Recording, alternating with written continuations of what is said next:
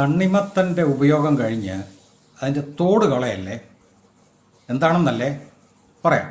ചൂടുകാലത്ത് വളരെയധികം കൺസ്യൂം ചെയ്യപ്പെടുന്ന ഒരു ഫലമാണ് തണ്ണിമത്തങ്ങ അഥവാ വത്തക്കായ് അല്ലെങ്കിൽ വാട്ടർമെലൺ. നിങ്ങൾക്കറിയാമോ, തണ്ണിമത്തൻ്റെ പൊതുവെ ചുവന്ന ഭക്ഷ്യയോഗ്യമായ ഭാഗത്തേക്കാൾ പോഷക ഗുണമുള്ളതാണ് അതിൻ്റെ തോട്. അവിശ്വസനീയമെങ്കിൽ കേട്ടോളൂ.